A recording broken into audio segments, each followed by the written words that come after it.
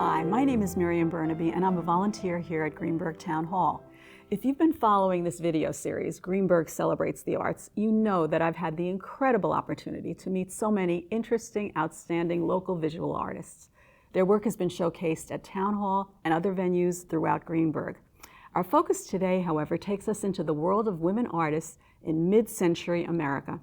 Today we will be speaking with someone who knows a lot about that subject. Greenburgh native Daniel Belasco is an art historian, curator, and the executive director of the Al Held Foundation. He is also the author of a book that examines the relevance of pivotal art shows by women held between 1943 and 1962. I'm delighted to have Daniel as our guest. So welcome, Daniel. Yeah, thank you for having me. My pleasure. Tell me, how did you become involved in the arts to begin with?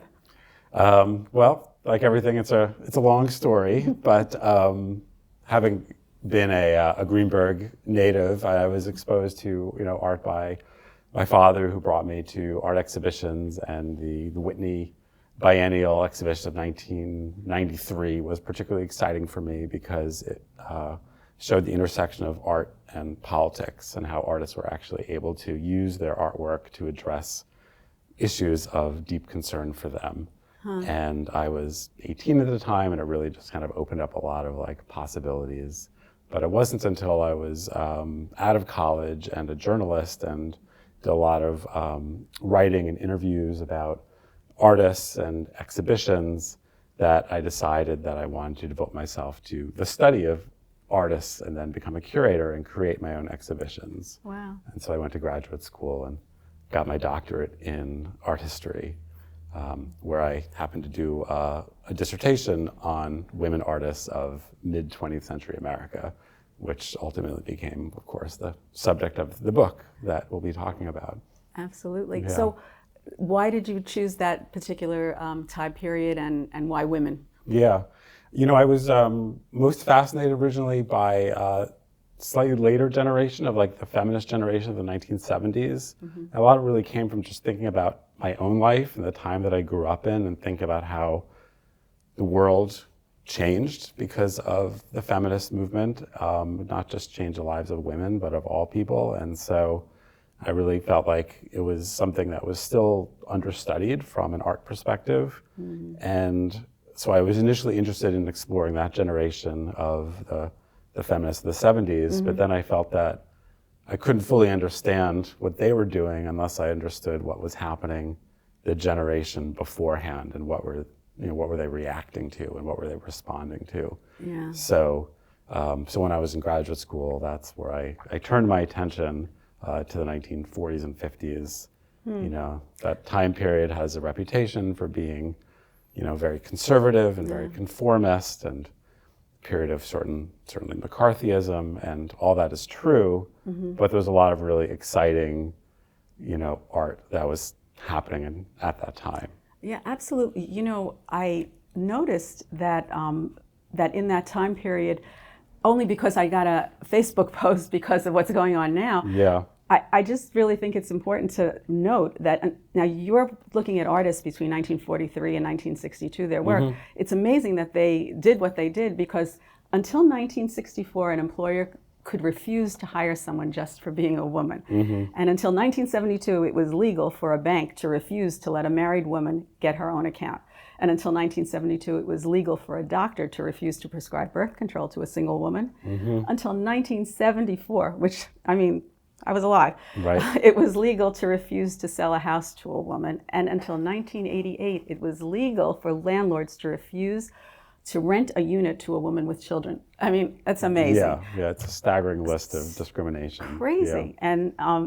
And the fact that these women became artists Mm-hmm. and exhibited, and I think that's really quite amazing. So you chose specific exhibitions to focus on. How did you make those choices? Or maybe there weren't that many. Yeah, there was a lot. It was more than I realized. Because also I was trying to kind of break through a certain myth, because a lot of the feminists of the 70s felt that they were doing things for the first time and creating all-women exhibitions and all-women organizations. But again, there were these interesting precursors. And so I found about 50 exhibitions of interest, and I then chose 10 that I wanted to have the widest variety of artists and geography. You know, it's easy to have a very New York perspective on the art world because it's sort of the capital of the art world in the U.S.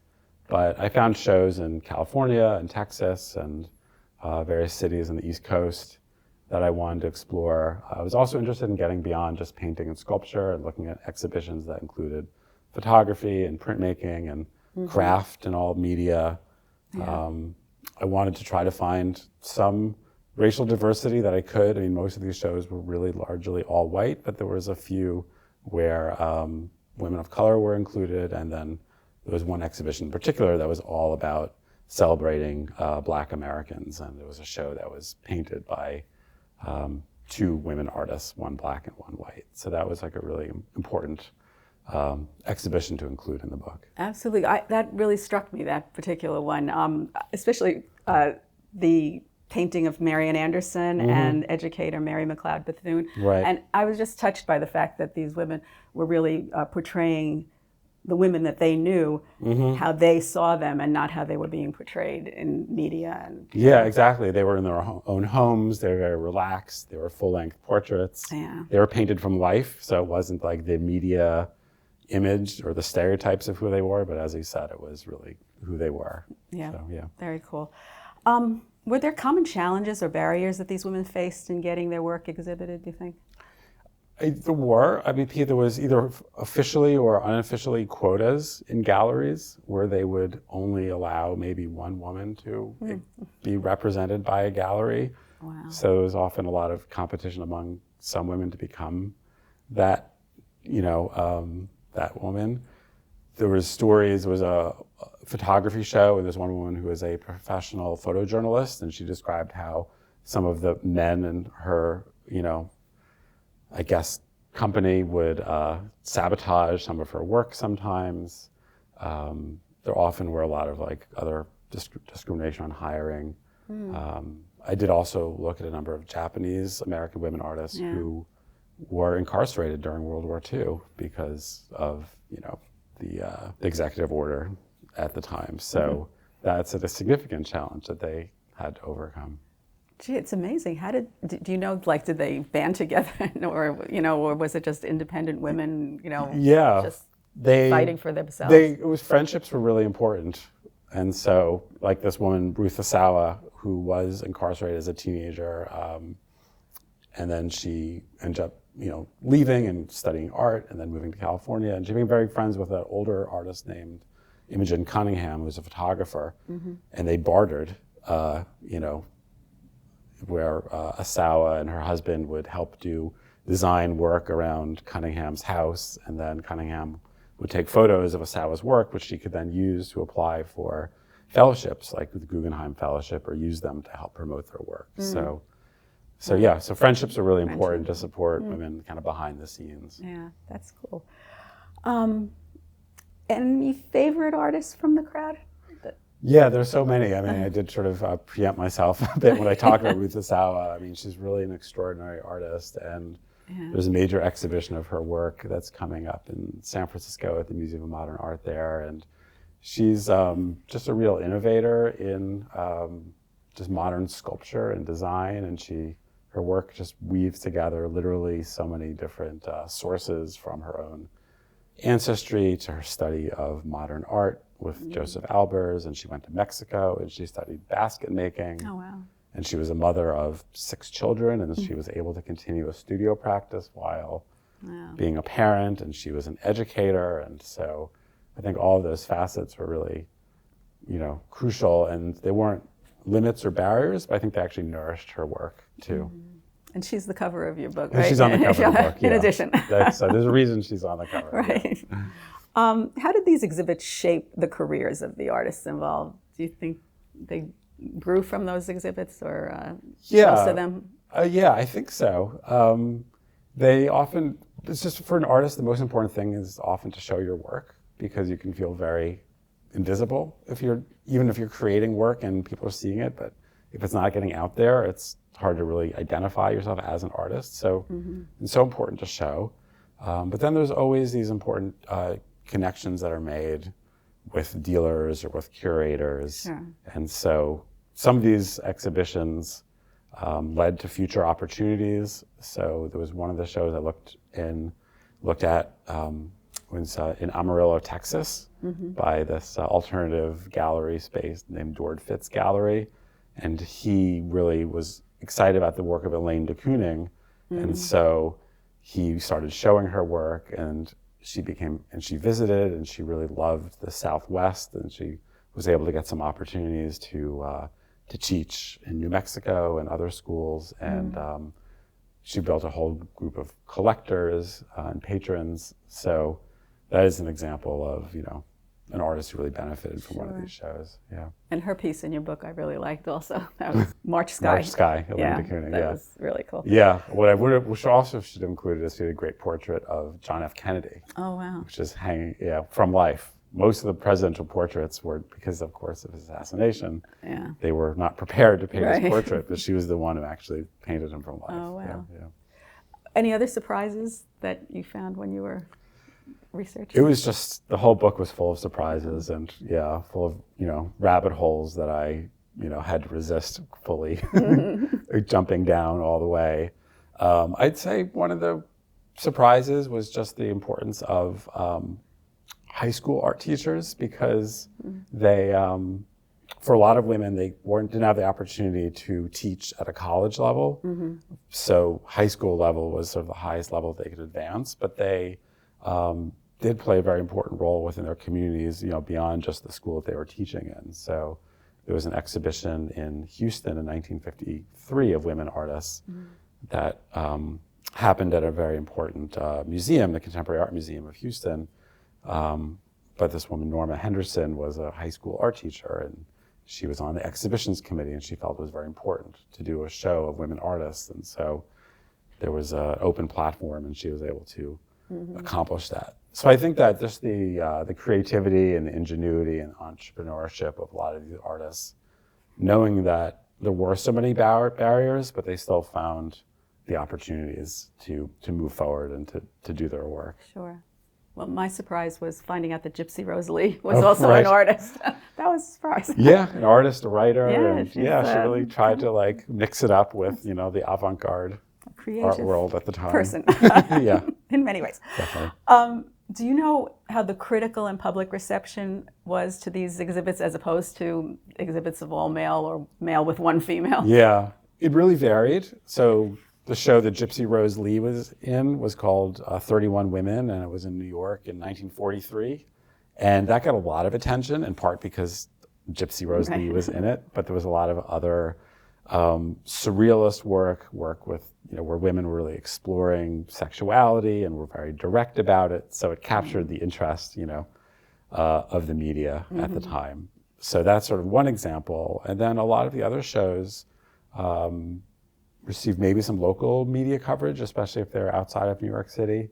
But in some cases, it was difficult to really trace kind of a wide impact. Yeah. So I would bet women, just generally women, would be like, wow, this is really cool that we have I think it's I have to really remind myself how information didn't circulate as quickly and as widely, then as it does now. Of course. So if something happened in Philadelphia, people really might not know about it in New York. Yeah, that's true. Yeah.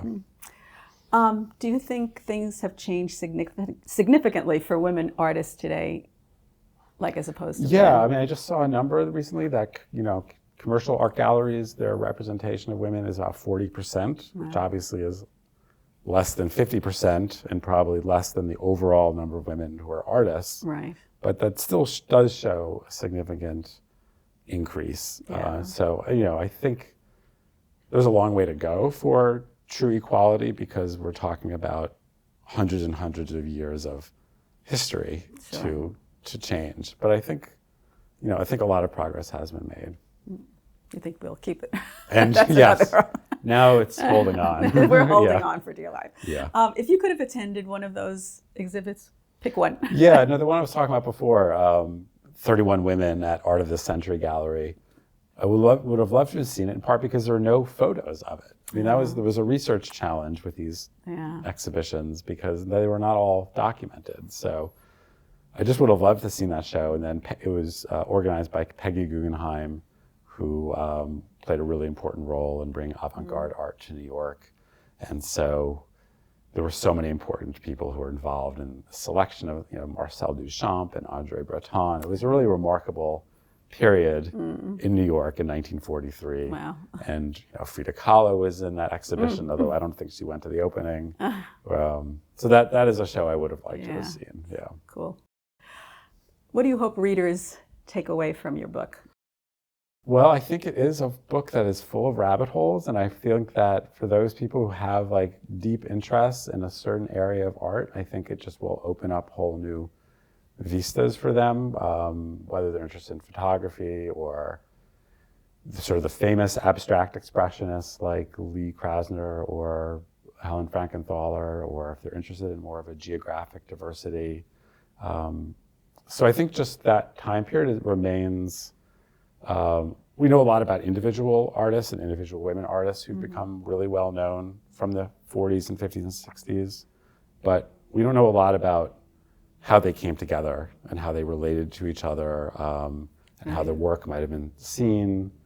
Also the shifting definition of what it meant to be a woman artist in the time really evolved over this 20-year period, from World War II, where women were really looked upon to play an important role in the war effort, to the 50s, when it was a time period of just pointing out more about excellence of women, just to remind people that, and then by the early 1960s, it became this Cold War battle between democracy and communism, in which system was better for women, and there was a real debate at the time. So, Kennedy and his administration really made efforts to demonstrate that, women were better off in the United States, and one example of that is because of, accomplishment that women have made in the visual arts.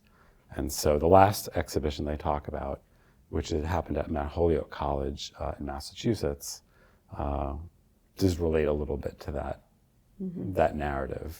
And also Kennedy, was the first person to recognize, the arts as vital to, a thriving American democracy, and put in place the funding to create what became the NEA, which happened, under Johnson.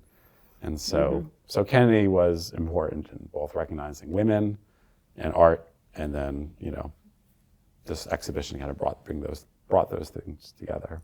Sure. And remind me what the name of your book is. Yes, so it's called, a little banal title, but it's called Women Artists in Mid-Century America, A History in 10 Exhibitions. Okay, well, it says what it is. Exactly. That's it says good. exactly what it is. All the key words are right in there.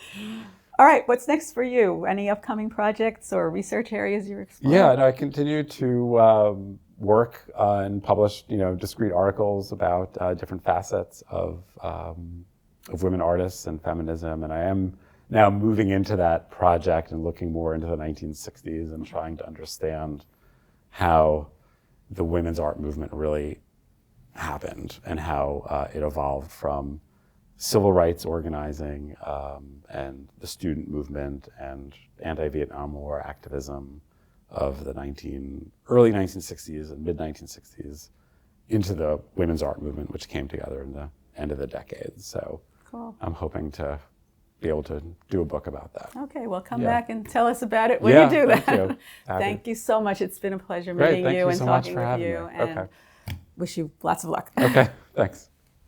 A big thank you to my guest, Daniel Belasco. And as always, to Paul Feiner, Sarah Bracey-White, Janelle Wallace, and our fabulous videographer, Terrence Brosnan. Please join us next time as we continue to celebrate the arts in Greenburgh.